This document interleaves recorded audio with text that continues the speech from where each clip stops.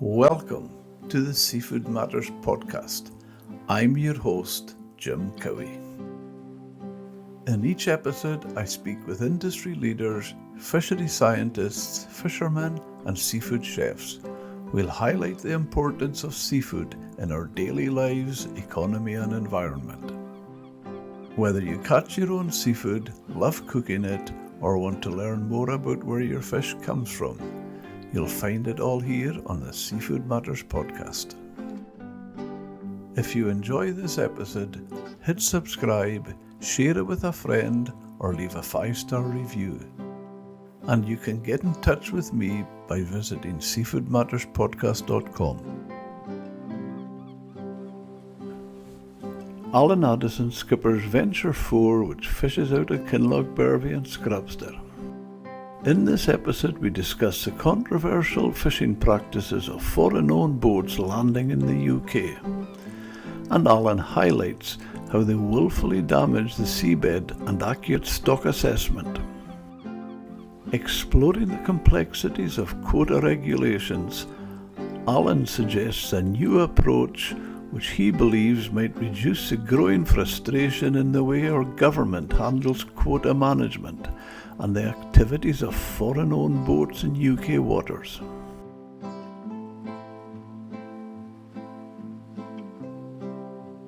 Welcome to Seafood Matters, Alan Addison. It's great to see you on the show. Can I start by asking you, firstly, when you're leaving the harbour, what is in your mind? I know you have a business to run and you've got to make a profit and pay the crew wages.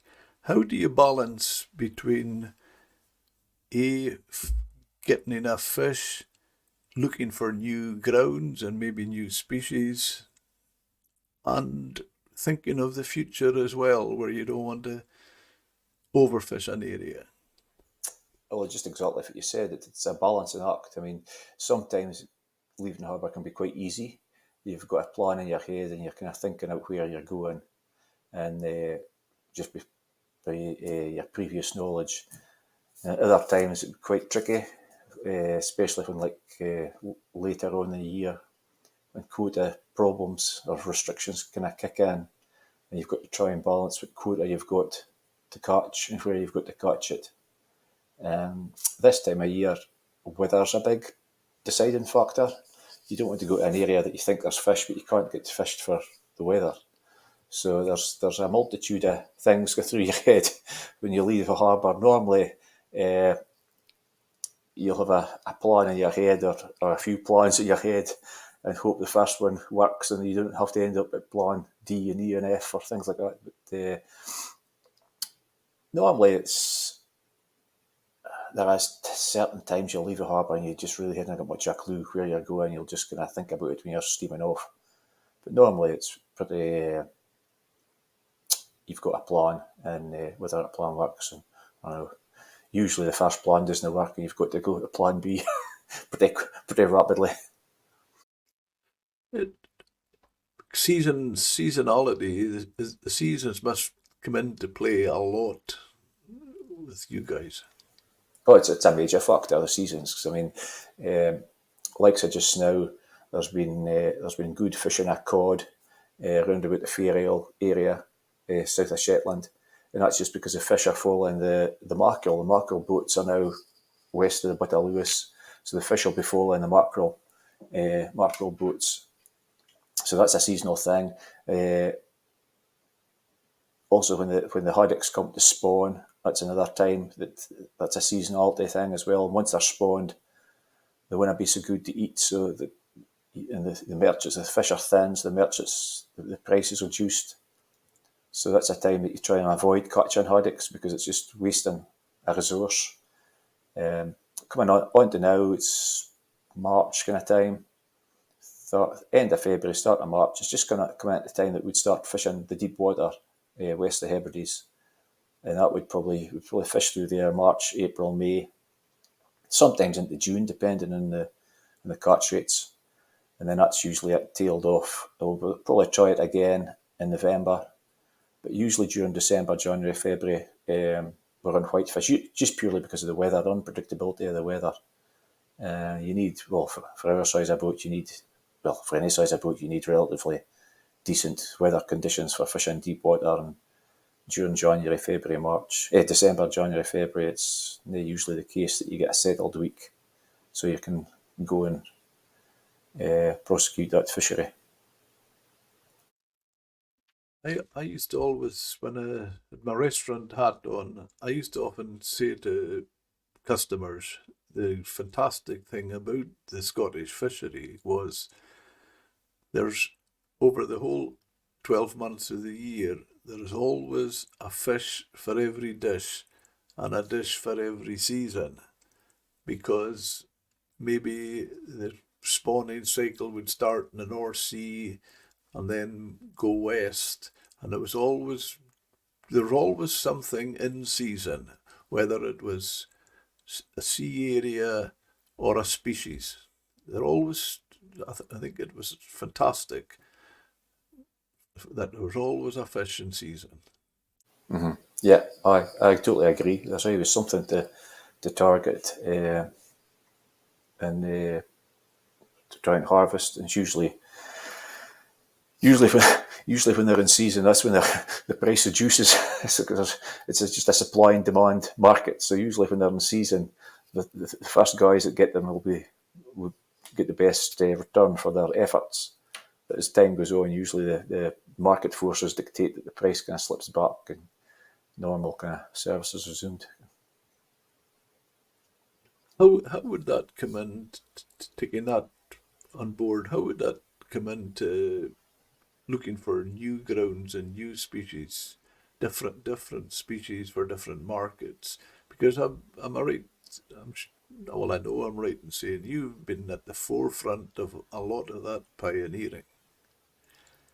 The deep water, it came really because of necessity with the boats back in the late 80s and early 90s. So you're speaking 30 years, almost 40 years ago now. The boats had to diversify into the deep water because of the lack of fishing opportunities or in the declining stocks of whitefish.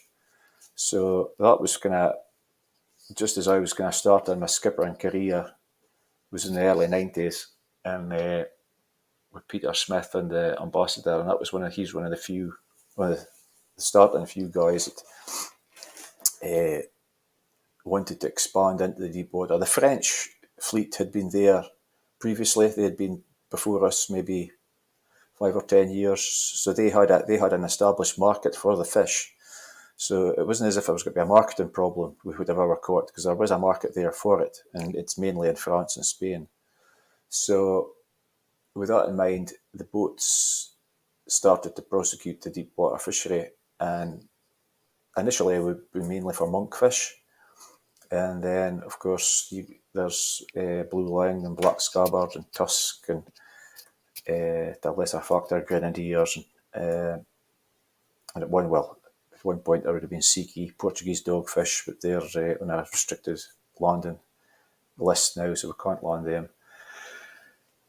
So no, the deep water really came out of a necessity. It was, and as the boats, the fleet at the time weren't really capable. They could prosecute it, but they weren't really capable to fish it safely.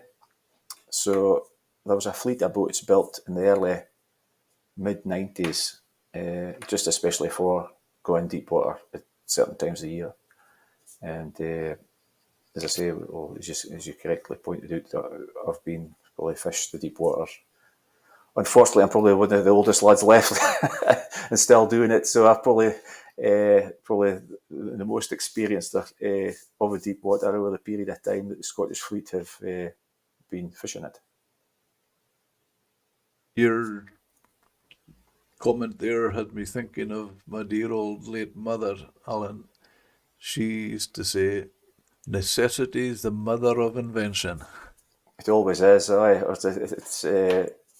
It's a great thing to encourage you to try new things.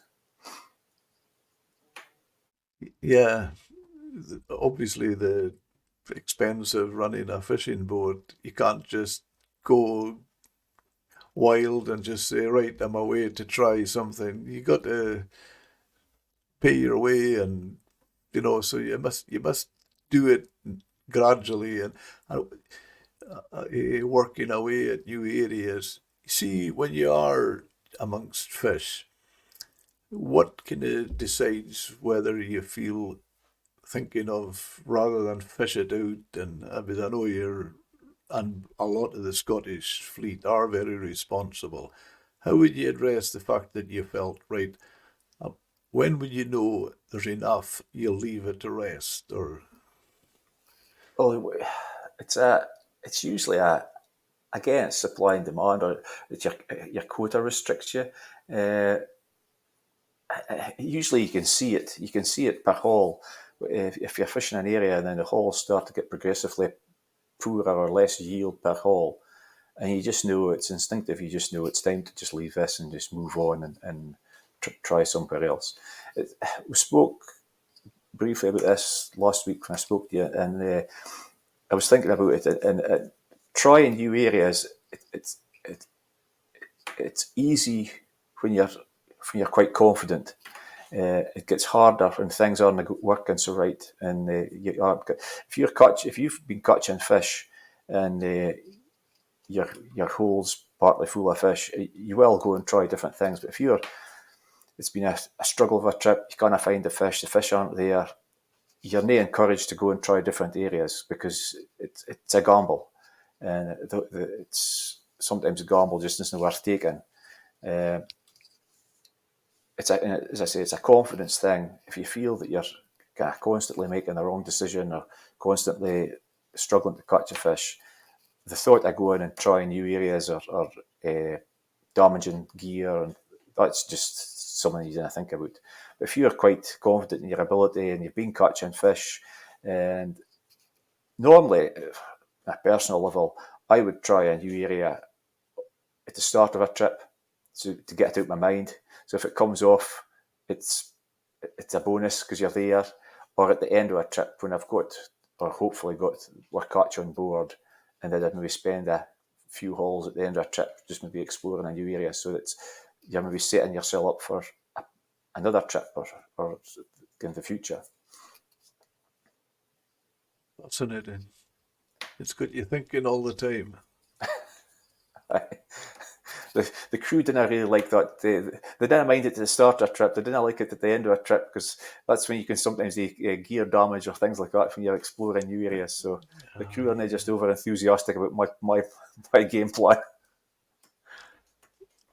That's interesting you say that, Alan, because that's obviously taking another factor into the cost of going into new areas. Because if you're not just quite aware of what the seabed is like, you could do expensive damage to your gear. Oh, you can quite easily do a lot of damage to your gear. That's right. If you're unaware of what you're towing on, or an obstruction, or just bad bottom, or just a multitude of reasons why you could do damage to your gear. But no, there's a cost to that as well. If you did a lot of damage, badly damaged a net, where would that be costing you? What do you mean? How much, or where, Yeah. value wise? Could be anything up to anything from £10,000 to £30,000, just depending. Oh my goodness, is that right? Yeah, so I mean, a damaged troll would be 10. If you was to lose a troll, you're probably speaking 30, maybe more if you've troll doors and sensors. And if we're towing, our gear, what we're towing is a rough approximation, would be about £100,000 you've got in the bottom at any one time, probably slightly more than that. So you didn't really want to be damaging or losing any of that kind of kit. It just makes you think. And hopefully it'll make the public think and realise the old saying: "There's no such thing as cheap fish," because with the cost of what you're saying there with gear and the risking the life factor, that's the price of fish. No, that's right. Well, just even yesterday, or I heard a Faroese boat had taken quite a big boat, 45, 47 metres, had taken a rogue wave, and I think there was 12 of the crew were rescued, but there's still two crewmen missing. So I mean, that's a true cost. Yeah. Yeah. When you're talking about the grounds and that, somebody with your experience who had been fishing a good lot of years, what's your view on the health of our fishing grounds? The stocks at present, I would say, are healthy. They're being fished sustainably by the UK demersal fleet, or whitefish fleet. One of the biggest contributing factors to, or biggest things that I've got a concern about just now, is the static gear boats, the gill nets and the liners. That's by far my biggest concern with the health of the stocks in the North Sea and the West Coast. They're just, their efforts increasing year on year, whether it be by number of boats or just the time they're spending at sea. In the last 3 to 5 years, we've seen a massive increase in their effort, both Spanish and lots of Norwegians. That's them back in just now. And the Norwegians are big boats, and their freezing capabilities. They're spending a lot of time at sea, and no, it's the if we're fishing on the edge, the shelf edge, we'll pick up anything from 1 ton to 5 tons of discarded, lost, disused gill net or longline gear per trip. So if we're 30 trips a year, you're speaking anything from 30 to 150 tons of debris we're picking up off the bottom. That's one boat. That's us. That's us individually. And there's a fleet of Scottish boats doing exactly the same, picking up this static gear that's been, as I say, been lost or disregarded. Now, when that gear's disregarded, when we retrieve our trawl off the bottom, that's it. The net stopped fishing. Our fishing has stopped for that day or for that haul. If that guys lose a net, they lose a gill net or a long line, that continues to fish unrestricted forever until somebody goes and picks it up. So that's, to me, that's the biggest problem we've got on the stocks just now, is this static gear boats and the influx of them into our waters. They've always been there. There's always been a fleet of them, but it just seems to be this last 3 to 5 years, their impact is impacting the stocks that we traditionally fish. We see it in monk, we see it in hake, and we see it in ling. Now, that's the 3 species that they would target mainly at that boats, and that's the stocks that we are seeing. They're healthy, but they've been healthier. That is alarming and just outrageous, Alan, when you say that tonnage of debris. And the thing that really grates with me on top of that is from a shore side.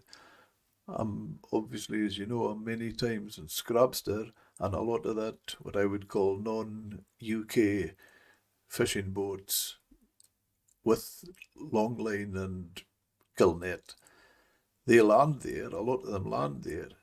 And what I think is really unacceptable, Alan, I do see lots of Scottish boats, as you say, putting all that disused gear ashore, but I never see them putting it ashore. No. It's the galling thing for us as well is that the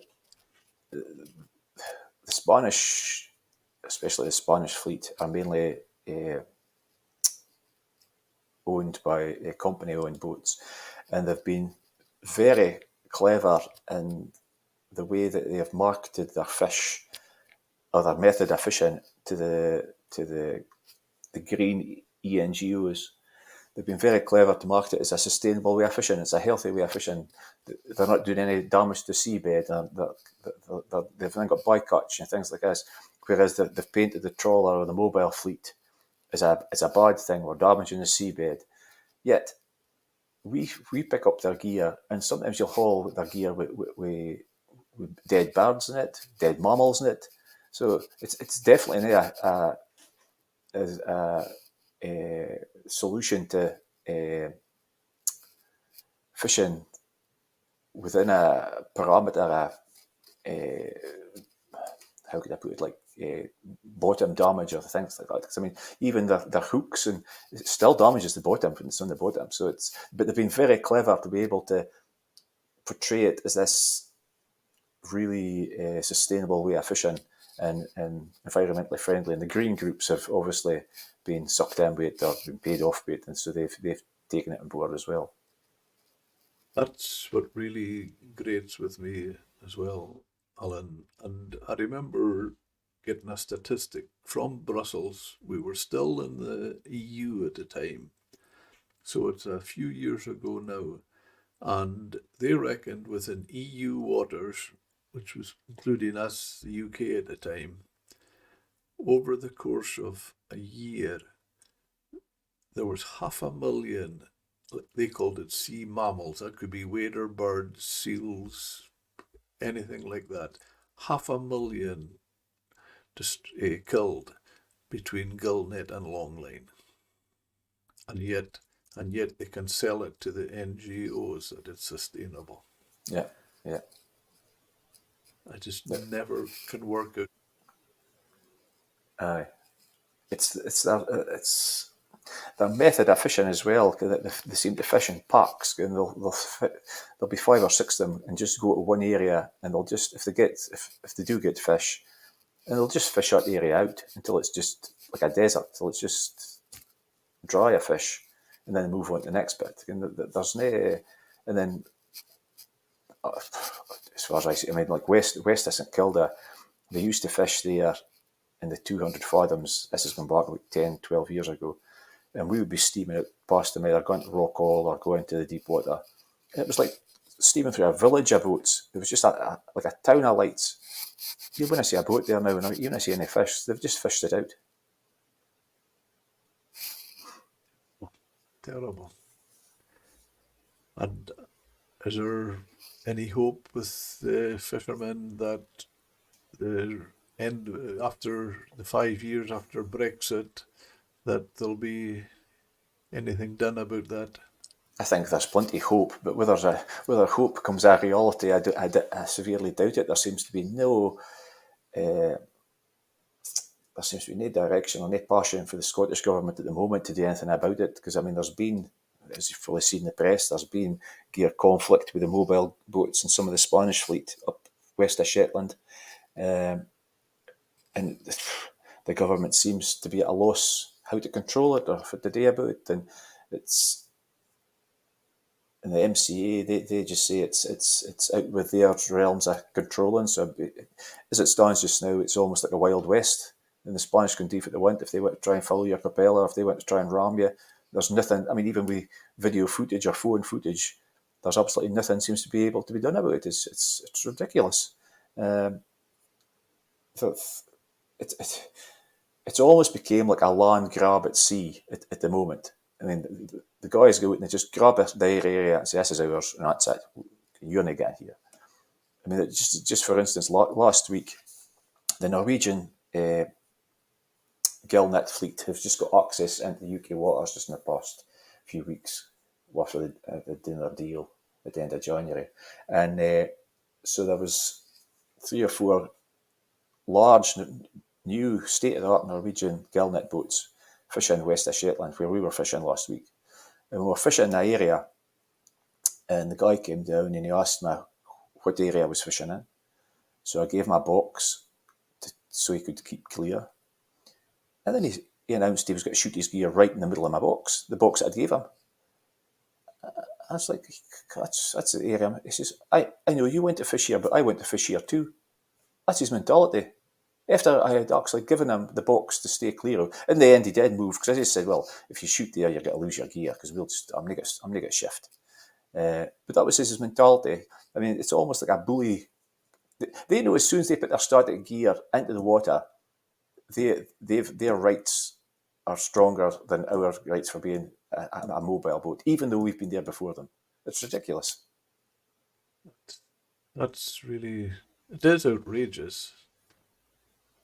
But as I say, the government or the authorities seem powerless, or there doesn't seem any will to do anything about it. I don't know if they have the appetite for it. And that goes back a long time, Alan. I remember we won an award. You wonder where I'm coming from here. We won an award in a restaurant. The Times phoned me and they wanted to do an article. So I was standing in the restaurant at the conservatory looking out, and the Endeavour was going to sea.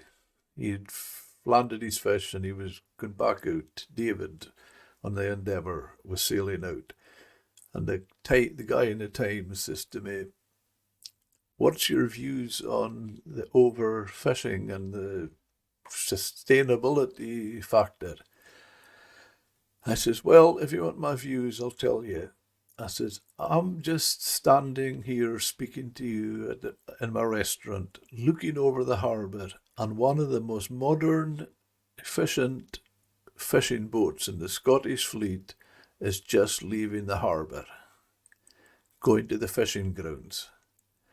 I said, "I would be far more concerned about the future of the fishing and the sustainability if I heard there was a politician going to negotiate than ever I feel concerned about watching this modern boat going to the fishing grounds." Mm-hmm. Yeah. I know it's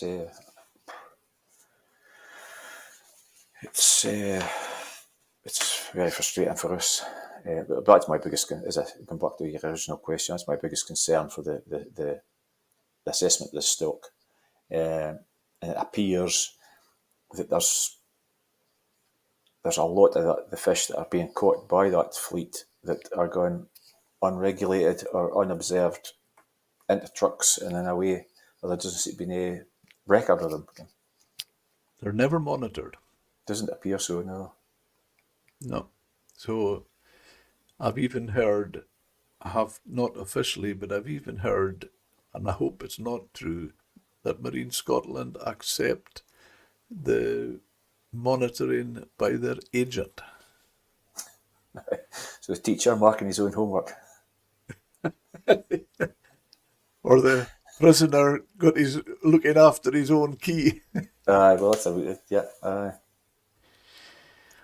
It's alarming, Alan. And have you any thoughts about what could be done to aim primarily to make it better for the fishing grounds, because they're cutting their own throats as well?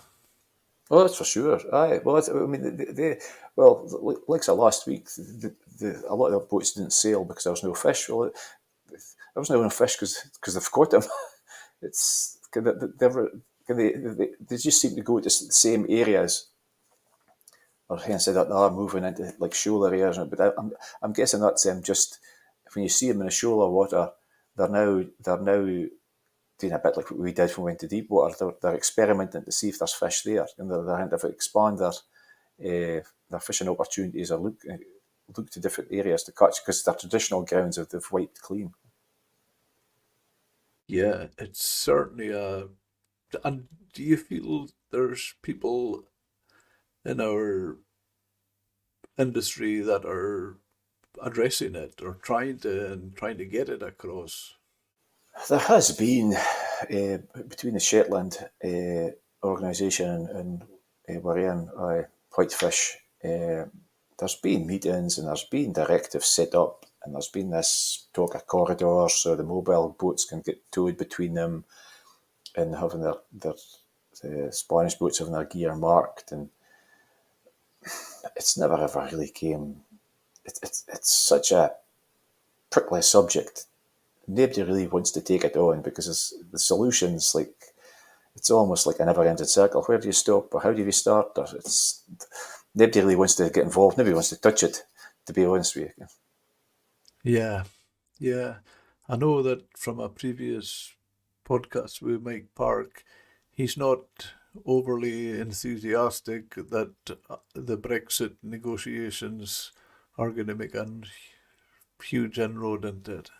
I think I'd agree with Mike. I just think it's by the time the 5 years come, there'll be no appetite for anything to change with our own government, or they wouldn't be up for any kind of fight because there has been a turmoil with themselves just now. So I think after the 5 years, it'll just be like the status quo. It'll just be us norm. Ideally, I mean, what we thought was going to happen, take back control of our own waters, we could have been able to limit the amount of boats that was static gear, or we could have controlled that. But by the looks of it, that's not going to happen.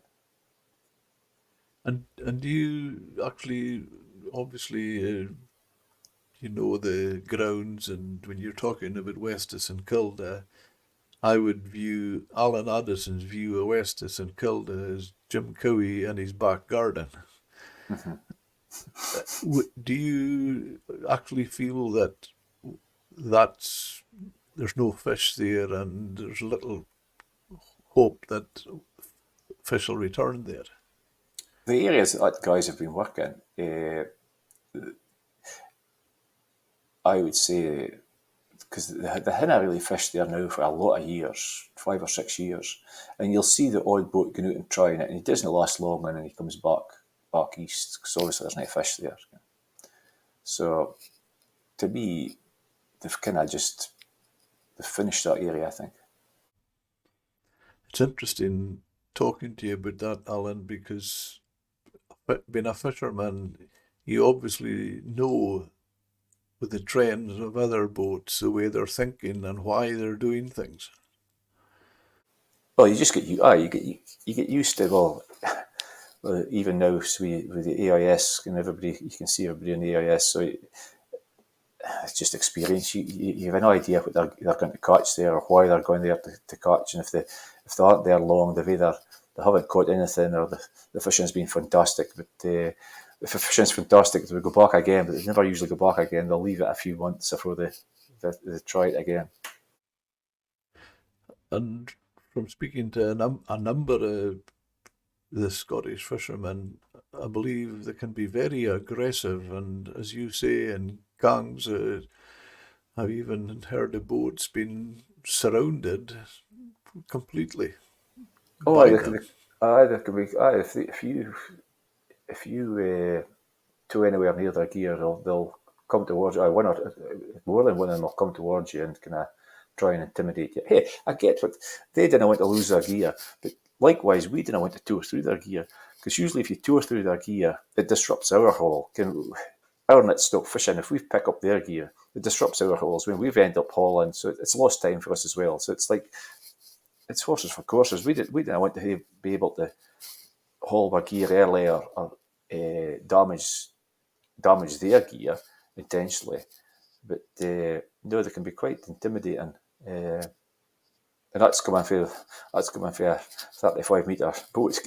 They can be quite intimidating when there's a few of them on the go. Yeah.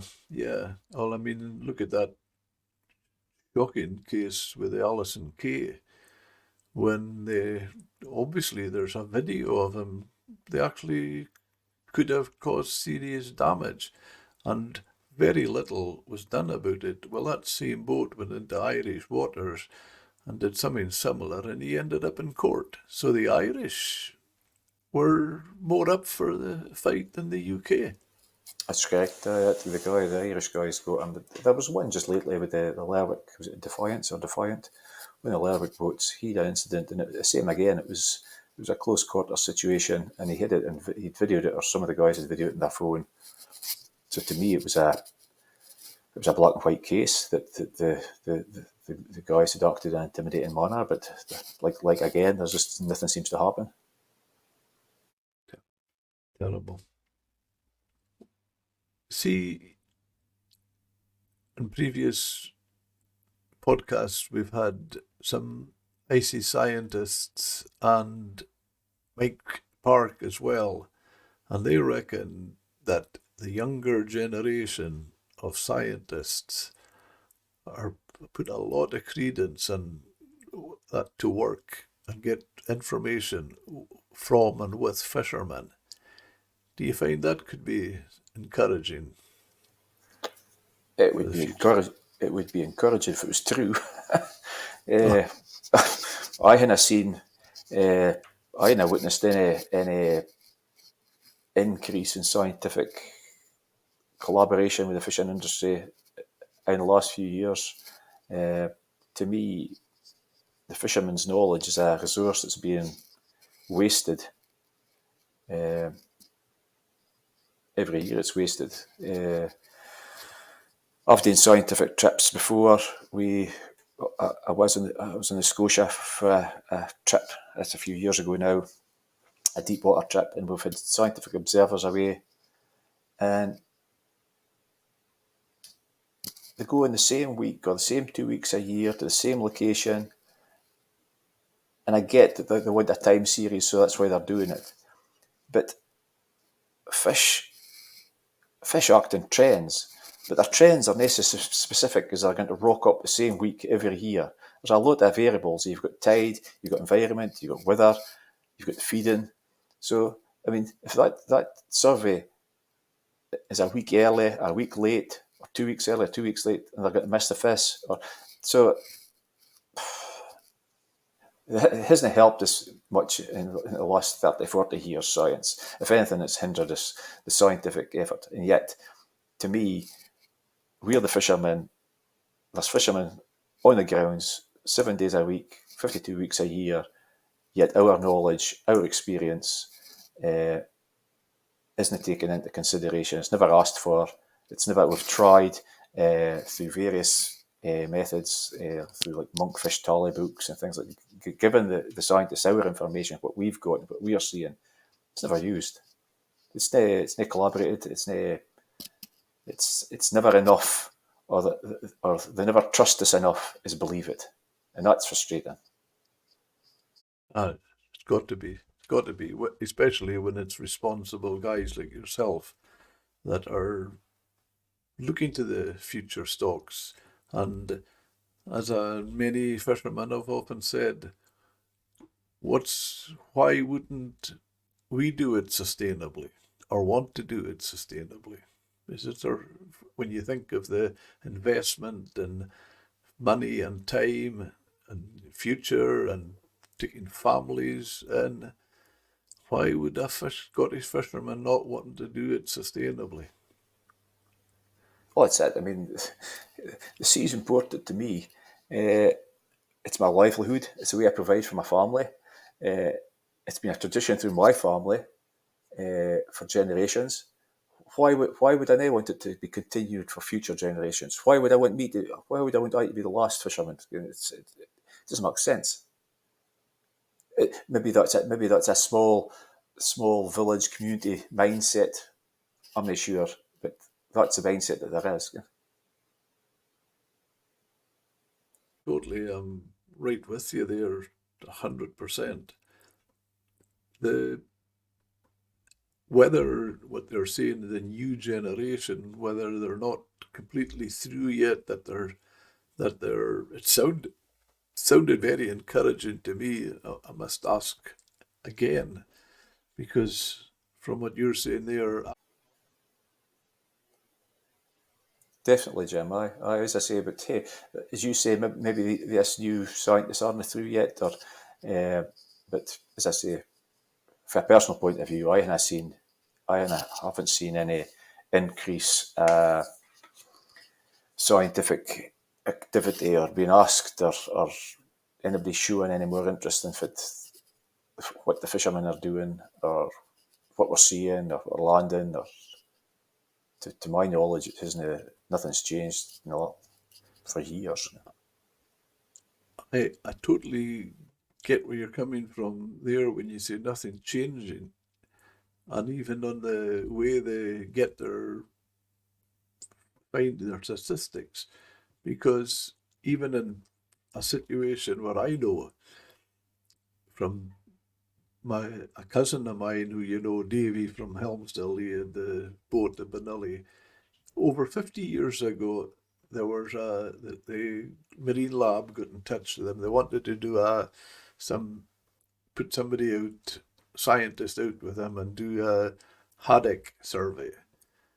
And he says to them, "You'll no get haddock just now." He says, "Where you're going to fish this time of the year," he says, "you're not going to get a haddock. Oh, we need to go, we need to go." And so they went and they didn't get a haddock. And he always felt annoyed and frustrated that if that data was being used, well, it wasn't accurate, because and he told them that. Well, that was about 50 years ago. Last year, I was talking to somebody in Shetland who was telling me almost exactly the same. Scientists phoned, they wanted to do a herring survey, and got in touch with one of the pelagics in Shetland. What they go and the skipper says to them, "You won't get herring just now." And he says, "You won't get it where you're going, where you're wanting to go. No, we need to go." So within 50 years, two different species, the exact situation. And they didn't get herring, the same as what Davy told them they didn't get haddock 50 years before that. Well, you can see my frustration.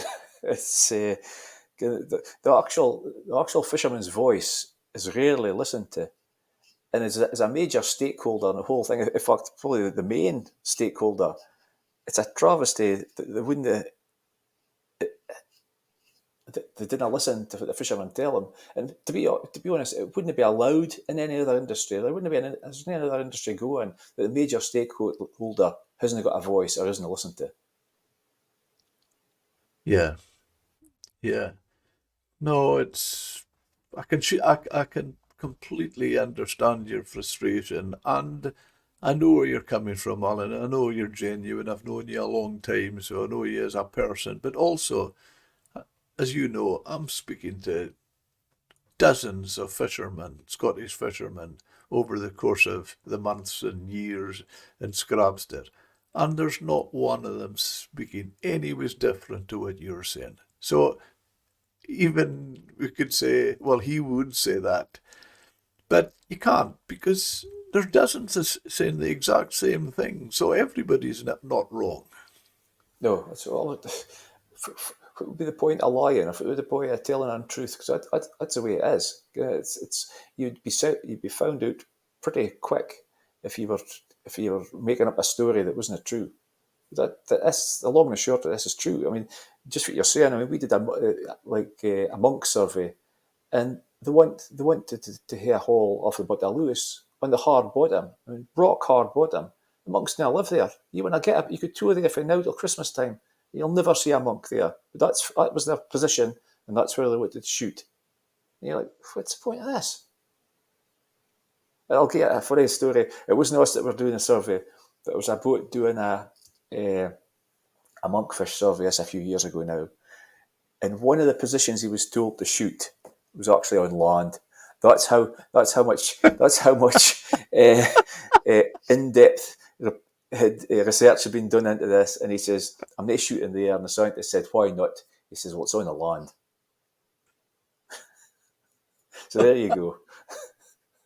I pity that wasn't exposed. I think I maybe need to get the fishing news onto that one.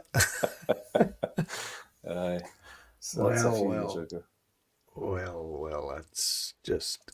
And do you feel, going back to the saying, action speaks louder than words, do you think there's mileage in that if they were practicing what they preach, Alan?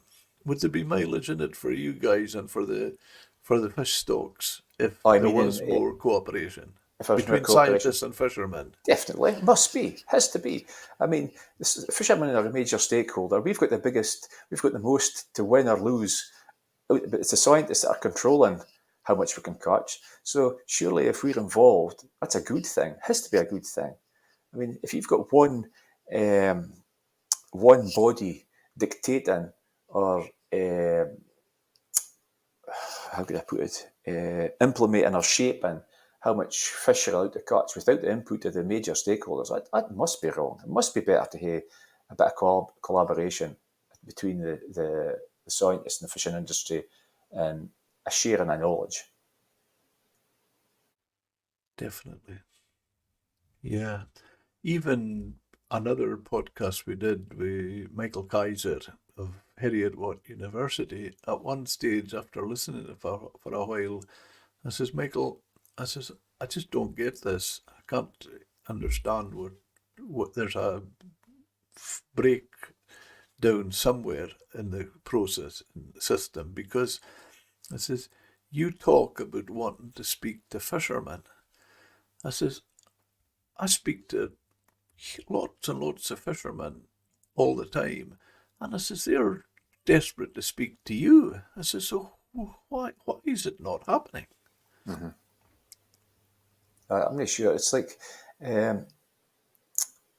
monkfish are classed as data poor. They have been for as long as I know. Yet, in the 1990s, when I was with Peter Smith, we were handing our log sheets into the fishery office in Buckie so they could monitor monkfish we were landing. That's 40 years ago. I mean, how much data do they need? And it's ridiculous, and it's still classed as a data poor stock. They must have data. It's important. A lot of the surveys they're doing, and they've done over the years, yet it's still classed as data poor.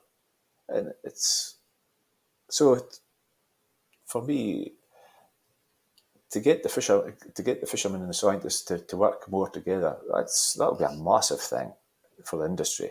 Huge thing, biggest step forward for a generation if it would work. But for reasons unbeknown to me, fishermen aren't trusted. There's an element of mistrust between the scientific, and likewise it's vice versa. We didn't trust them because their figures didn't agree with what we are saying. So we kind of think there's a bit of politics kind of involved with the figures that ICES come out with, and they're then obviously filtered down at TAC. So it's both ways. But I get the feeling that fishermen are classed as we're classed as rogues, and we're trying to work the system, and everything benefits for sale. And to be fair, that was maybe true in the past, but the way things are nowadays, the fleets, even the whitefish fleet is so streamlined. There's so few boats, and it's everything's mere a professional operation, looking to the future. I think the boom bust bonanza days of the 70s and 80s, that'll never come back, and that mentality will never come back. I often describe to people now, when you used to see a fisherman, the way you saw a fisherman in the past, I says, what you see now is a businessman. Mm-hmm. Aye. And the successful boats, the businessmen are good at it. Well, it's not just the catching of fish, is it? It's everything that goes along with it. It's gonna. As you said yourself to me, Alan, that's why they call it the fishing and not the catching. Aye, well, that's it. That's true. Going back with the NGOs, have you any views on, which I have to say before, I maybe shouldn't say that, but I totally disagree with it. But you get the Marine Conservation Society. On their website, you'll see the Good Fish Guide. And there's a traffic light system. Red, it's a stock that's poor stock, and it shouldn't be eaten at all, touched. Amber, it's not too bad, so you can eat it in moderation. Green is sustainable, and you can eat it with a free, clear conscience. I've told them myself, direct to them as well. I just feel fish conservation is far more complex than to put it down to 3 colours. Well, initially, I would question, for the collect their data for, is it ICES that are getting the statistics for, or is it Landon's? So I'd be very sceptical where they've sourced their information to generate this traffic light. ICES the ICES scientists have told me on the previous podcast that it's them they get their data from. It's ICES they get their data from. Okay. Yeah. It's There was an example on their website and it's just funny not funny, but obvious from what you've been saying already about the data poor monkfish and gillnet and the damage that it does to the future of the seabeds. But they described monkfish in their amber light and said it's slow growing, it has to be in moderation, it's slow growing, but they advised that if you're eating monkfish, go with a mature monkfish that's been gillnet caught. Okay. So there you go. That's just what I spoke about earlier. The gillnet companies being very clever and being able to, whether it's through being clever, crafty, or just financial rewards, have managed to infiltrate the green groups and managed to model their thinking or position their way of thinking. I would say it's a prime example of it, really, because I mean, how is a mature gillnet caught monk any more sustainable after what we've just spoken about than a monk caught by a mobile boat? It doesn't make sense. I mean, regarding the traffic system, after years of misinformation, I'd be very dubious about their traffic light system. I mean, hey, we'll all remember the 100 cod in the North Sea, 100 cod left in the North Sea story the Guardian printed about 10 years ago, and it's just not true. It's just, there's no other industry would put up with mistruths being publicly printed and no challenge. It's ridiculous. That's true. That's true. And that is historic as well, that part of it, because I can remember even when my father was at sea, and that was the 60s, and he used to say the same thing, and he says the biggest problem we had then was the fishing was such a small part of the GDP. It would be a major part of the coastal communities economy of them, but it was such a small percentage to the gross the GDP in the UK that it didn't get the voice or the ears it should get. Well, he's right. That was in the 60s. That's the 60s. I suppose you have plenty of politicians, landowners, but you've not got a politician with a shareholder or a fishing boat, so they're obviously their allegiances are towards them other things in the fishing industry. Going on about with the scientists in view, the way I often think it must be an absolute minefield for you guys when you're recording the data, when every operation, when you're hauling your gear and you've got what's going. Is it when the fish, what fish goes down to the fish room? Is that what you record? And how do you record it? Because one of the questions I put to Mark Dickey Colas, the ICES scientist, was, I says, right, we're on Rockall, we're on our boat in Rockall, we're hauling the net, it's one net, one sea area, we've got cod, haddock and monkfish on board. And when it comes to they all go together in the fish room, they've all come out of the same fishing grounds, but when it goes on to the log sheet to be recorded, they have to go down for different sea areas. One species would go down for Rockall and another would be west of Scotland. And whether it's a buck pass or not, I don't know, but he says, oh, that's a manager's problem. Well, I would say he's incorrect. It's not a management's problem. If he's referring to quota managers, it's not a management problem. That problem lies squarely at the feet of the skipper or the owner. Each individual skipper owner, depending on his quota allocation or for any given species, for any given area, that's their problem. It'll vary in size for each skipper from boat to boat and further fishing. And the problem is what quota allocation you've got for whatever species you're catching. So it's not if he's speaking about quota managers, it's not the manager's problem. They just manage the stock, the quota, and allocate it to the boats. And where the boats catch it, and that's a skipper's problem. Yeah, it's a skipper's problem, but yeah, that's what I mean. It is because I just felt when he said about the manager's problem, that was in where it should be recorded and for sort of quota purposes.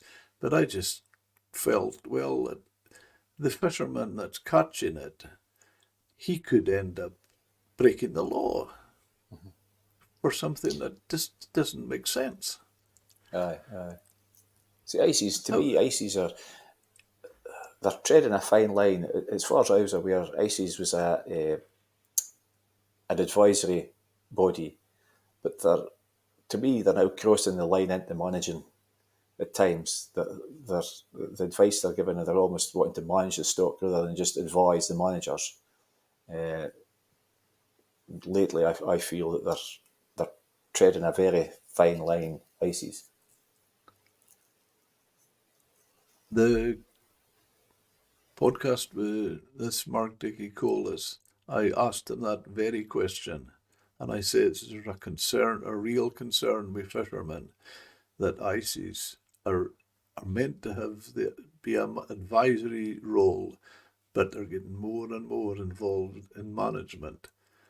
You know what his answer was? I completely agree with you.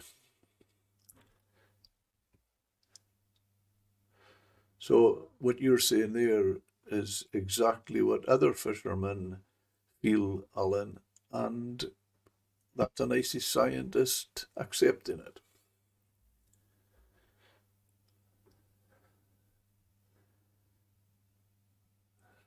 So it gets really quite alarming when you think of the impact.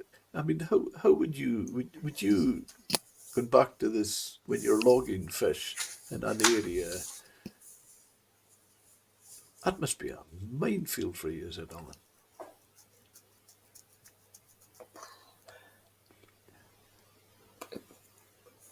As I say, it's come back to what I said. It just all depends what quota you've got for that area. If it's kind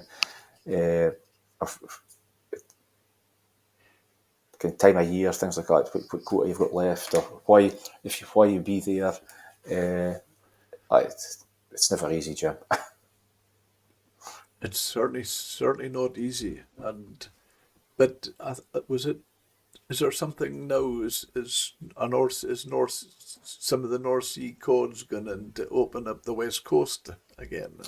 They're hoping there's a flexibility now. They've acknowledged that the code is they've made it into three stocks, so that the western stock, the North Sea, what we would call North Sea, and the west coast stock's the same stock.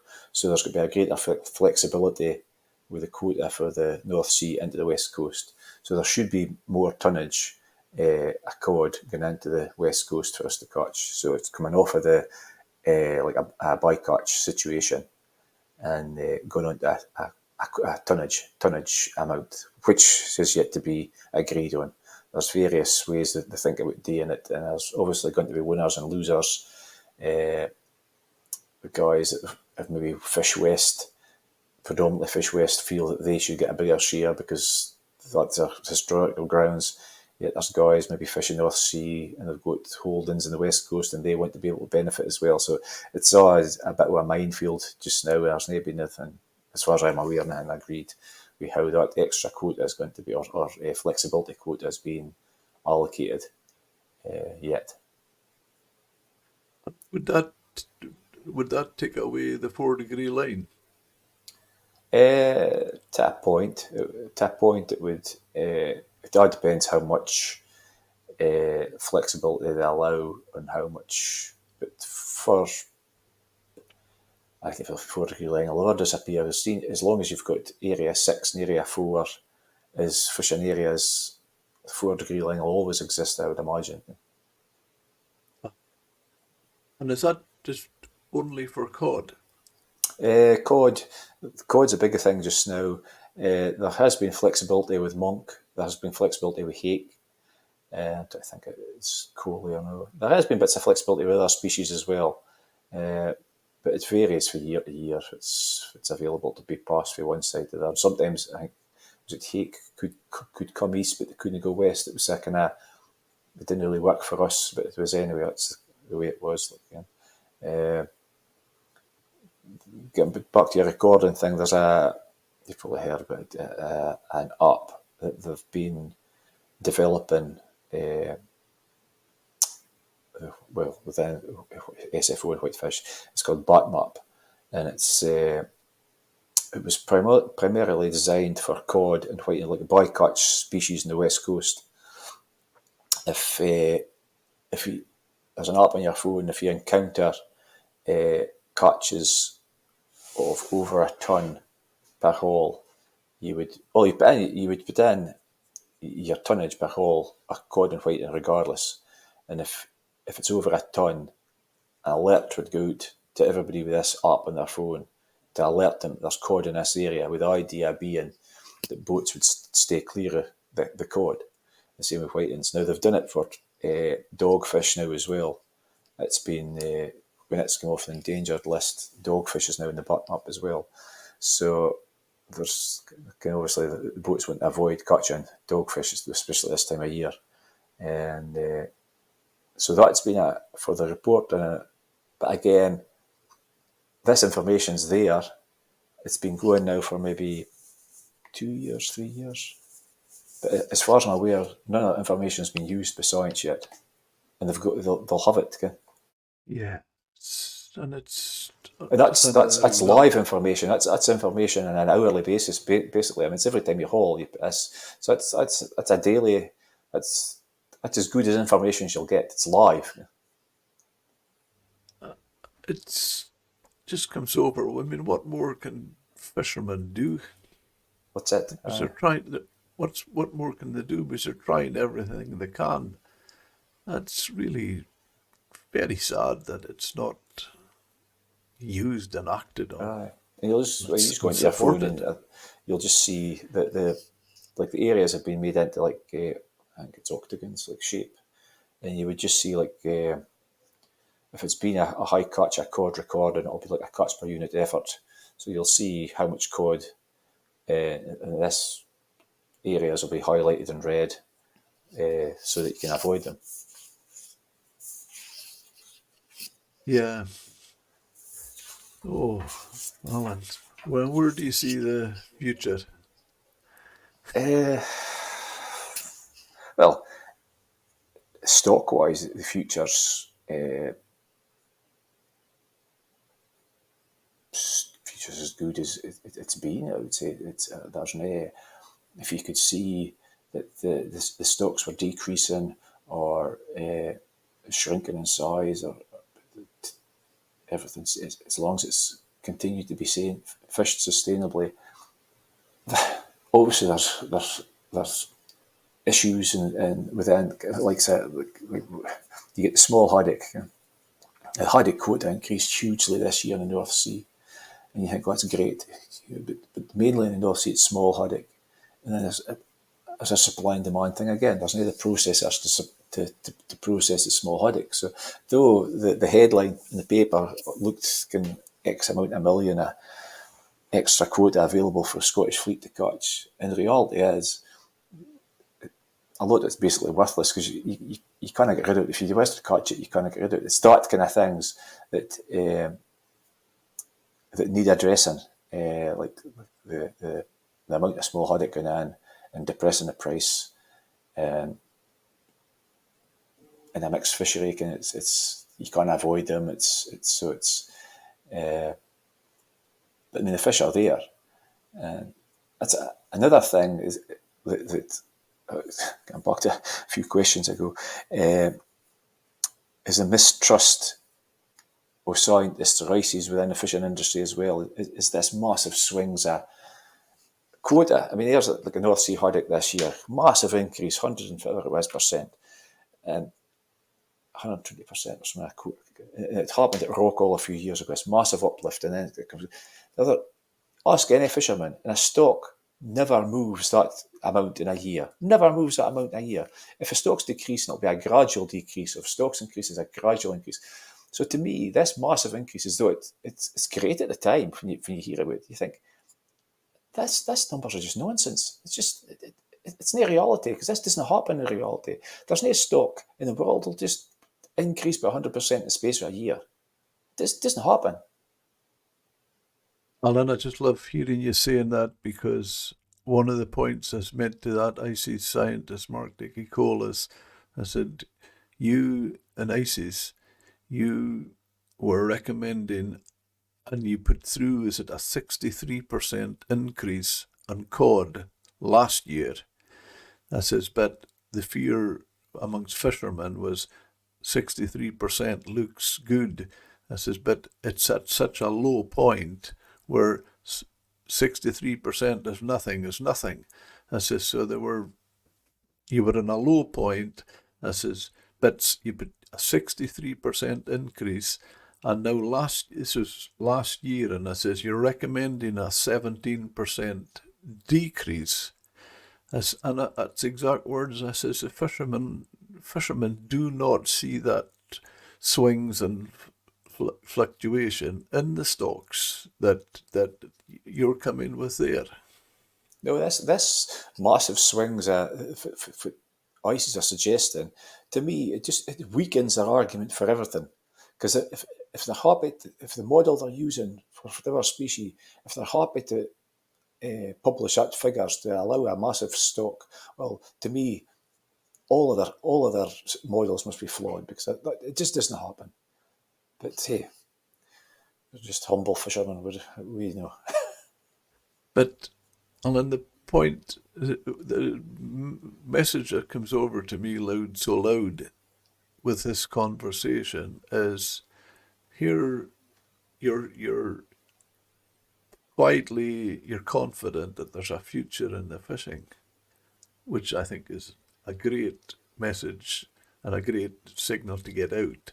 But it's obviously where your concerns lie, because most of our concern has been about the scientist.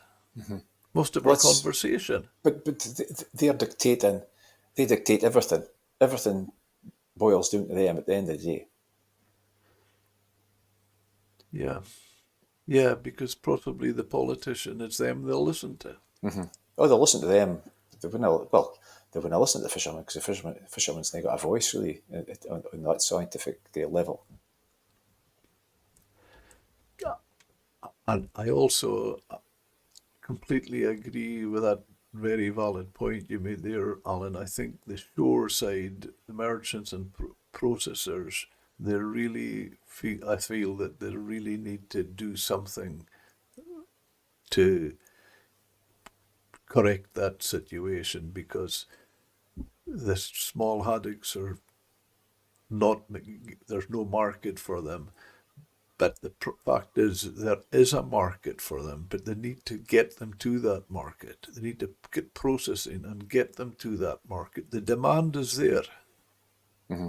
Mm-hmm. There's no question of that. There is word of them getting machines, or there's a development with some kind of machines that are going to be able to obviously to do things quicker, or do things, but or eliminate the issue with the processing capacity. But how long that's going to take, or how long that's going to issue. But the thing is, I mean, next year, ICES come out and then just say, well, we'll get to cut and we'll see how they go 100%. Because there doesn't seem to be no long-term goal or future planning, or it's even if you got even this annual thing, I think is outdated. I think it should be like a 5-year plan, and they should take like a 5 year, so everybody knows what they're doing for the next 5 year, and then revise it. And it's because a stock's not going to collapse in the space of a year. So to me, this annual negotiations, it's outdated. But a plan in mind to get back to another podcast with ICES and ask them, when are we going to get us? Is 40 years not enough to take monkfish out of data poor? Data poor. I were laughing about it, but it's deadly serious. It's just absolute nonsense. It's just nonsense. Absolutely shocking.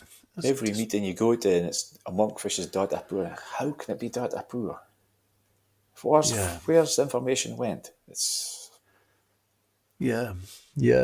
How do you feel about technology coming more into things? Obviously, with that app, is that something that could be taken further, or more people get the scientists in on it, or have they access to it? No. Well, I'm not sure if they've got access to it, but I mean, they are developing. They're hoping like to use it in the North Sea, and I mean, you could put in every species if you wanted into it. Then and it's anonymous, so you've got to be in the pool to be able to use it. But it's not like you could see like catch a cod somewhere and say, well, that's Mr. X or Skipper X. He's got his cod, because it's anonymous, so nobody knows who. Unless you're actually in that area and you see the boat, you wouldn't know who it is. It's putting in that figure, or so there's no identity to the information. The identity, obviously, the app manager can obviously see, but that was one of the things that the fishing industry was mainly concerned about at the start. Was if somebody was to record a catch, like just say codfish, on the west coast, well, obviously you've got a discard ban, you've got a percentage. Would you be liable for prosecution if you put in saying you caught this haul of cod?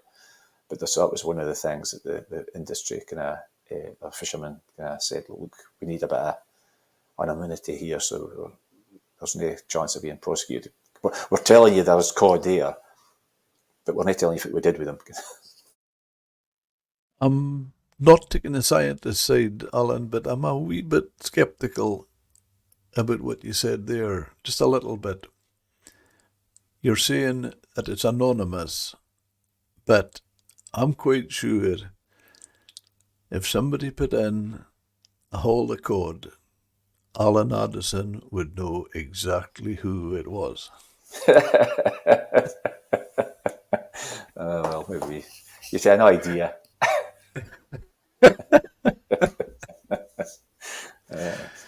The same as you worked out with non-UK boats, how they go to some areas and how quick they leave it. Aye, well, that's right. But no, that type of advancement with technology should be being used to our advantage. And I didn't fully think it is being used to our total advantage, if I'm honest.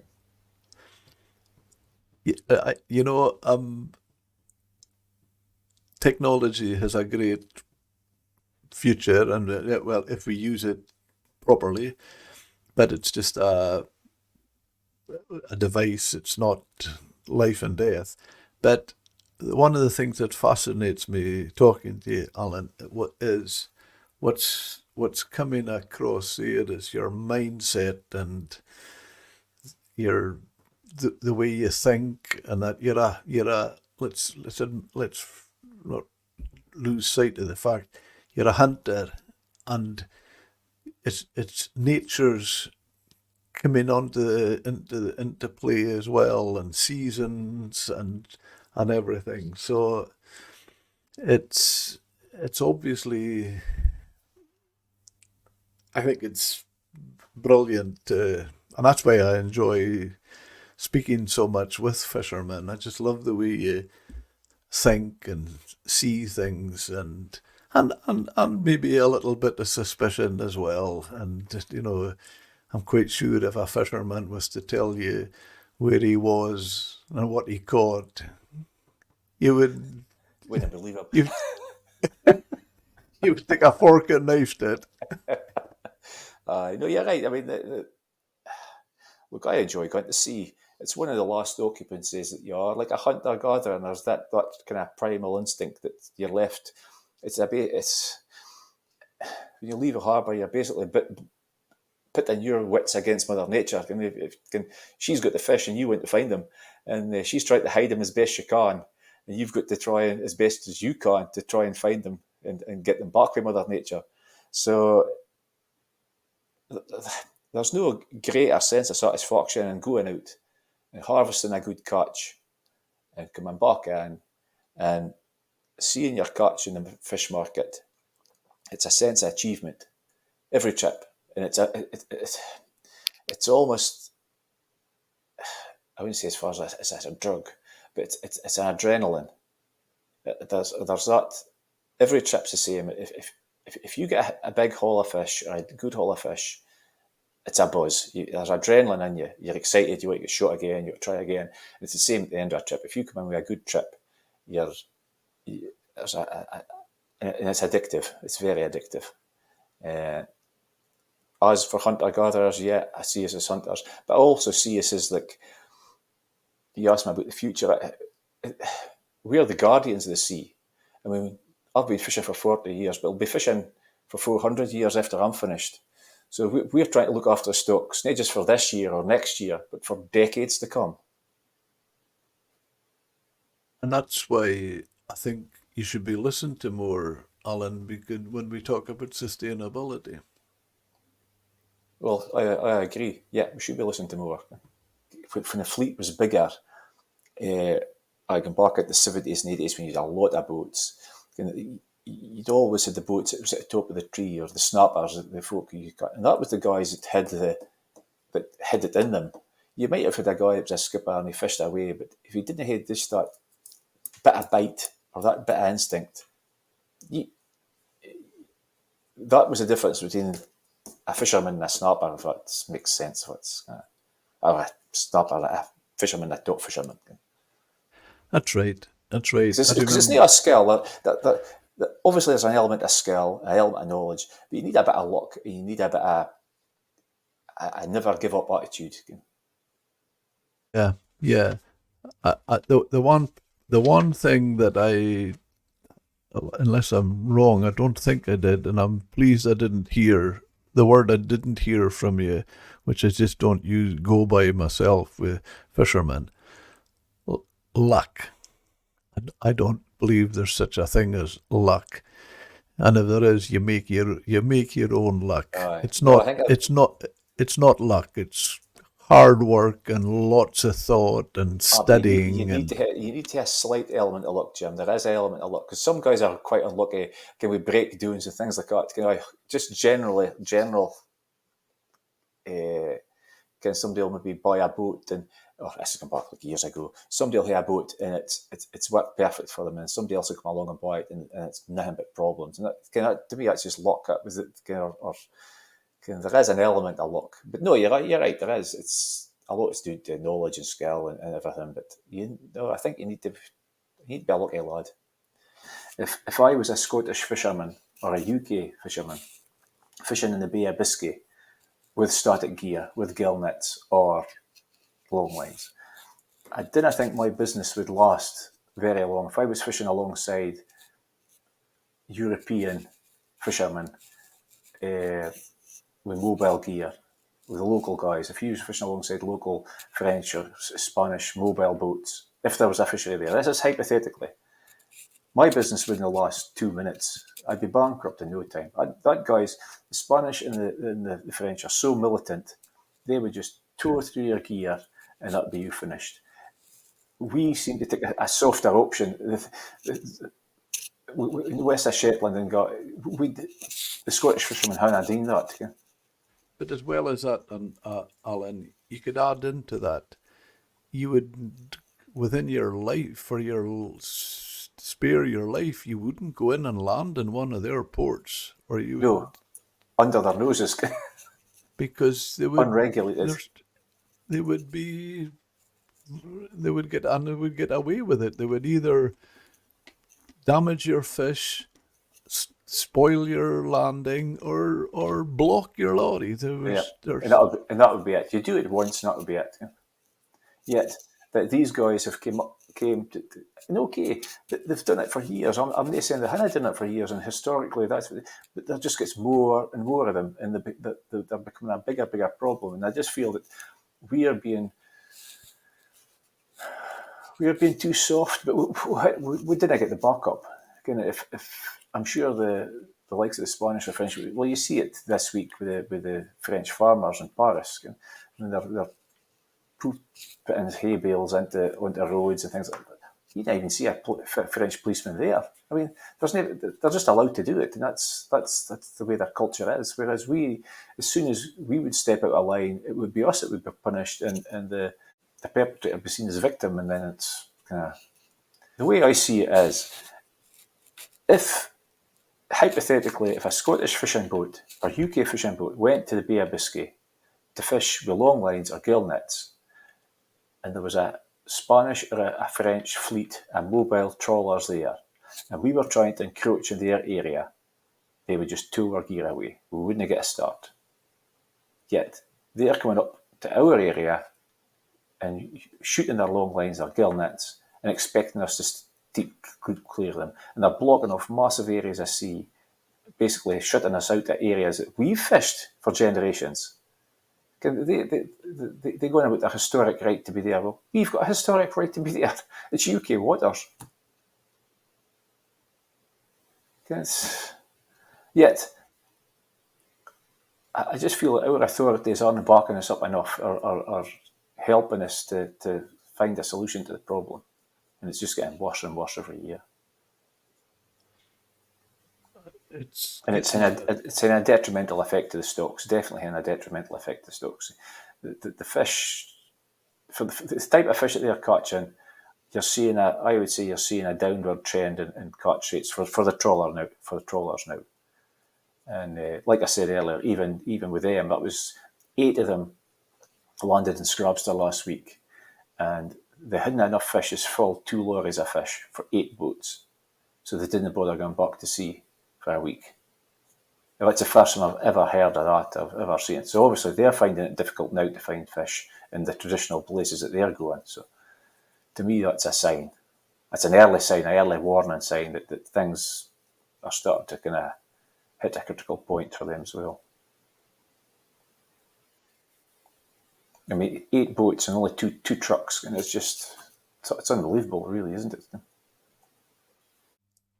I didn't realise, ignorant as it maybe sound, I didn't realise until you mentioned it earlier that I actually thought the reason they were staying ashore was to keep out the bad weather, but it actually, from what you said there, the reason they stayed ashore is because there was no fish to go back. Well, one of the non-UK boats, one of the skippers had very good English, and he was talking to the harbour employees, and that's what he said. He says they weren't going back out because the fishing was so bad. But then it's got a knock-on effect to us as well. I mean, it's they'll probably just go to another area, maybe an area that they haven't used before or tried before, and they'll just plaster it as well and kind of just finish it as well. The areas need to get a rest. You can't fish the same area week in, week out and expect to get the same yield or same return or harvest the same amount of fish. Areas need to get a rest. They need to be left alone for a while. Yeah. That's the words from somebody that's responsible and thinking of the future, but they obviously don't. That doesn't concern them at all. It doesn't appear to bother them though. It's just kind of. It's not their own. So they probably don't feel they have any interest in looking after it. No, that's correct. Just move So on somewhere else after they've move on to the cleaned out. next. Once they've cleaned up that bit, they'll just move on to the next area. That's right. I mean, that type of fleet, they're used to that. That's the kind of method of fishing they've done for generations. They've cleaned out their own coastal waters, and then they've just moved up the edge, and now they're up, kind of impeded in our area. Yeah. Because you used to see them like west of St Kilda and west of Barrahead and places like that. You never ever see them there now, because obviously there's nothing for them to catch. Yeah, but they've cleaned it for Just cleaned it up Scottish for them. boats as Aye. well. Well, that's it. Aye, that's right. My goodness, I can remember when we were dealing with the Orkney boats, Revo, Jimmy Bain and the Revo. He often fished off a bar ahead.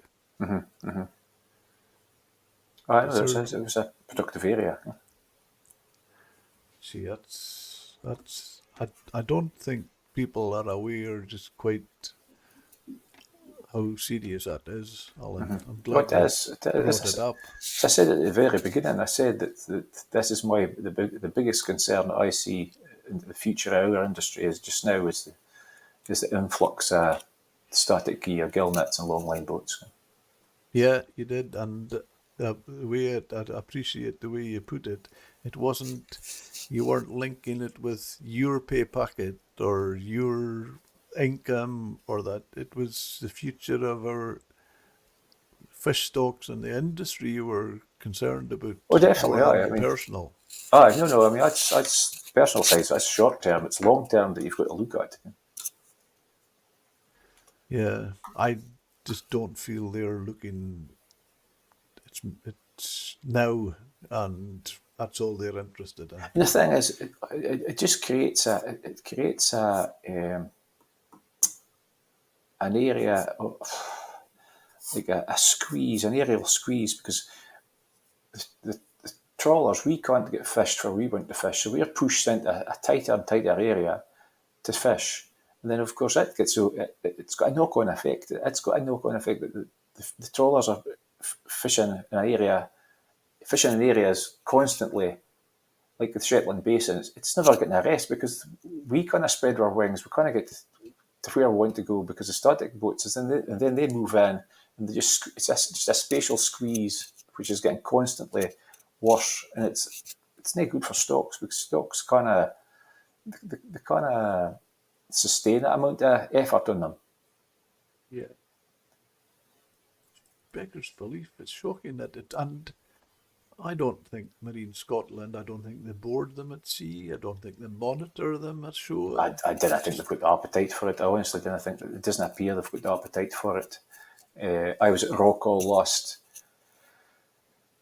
July, August, summer months anyway. There was myself and another Scottish boat, the Aquarius, was on the bank, and there was one Spanish, Anglo-Spanish, I think she's UK registered if I remember, Leather Sands. He was there, and the fishery protection vessel came out.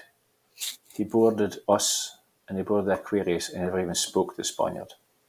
3 boats in the area, and that one day he boarded 2 Scottish boats, and never even spoke to the Spanish boat, and then went away back east.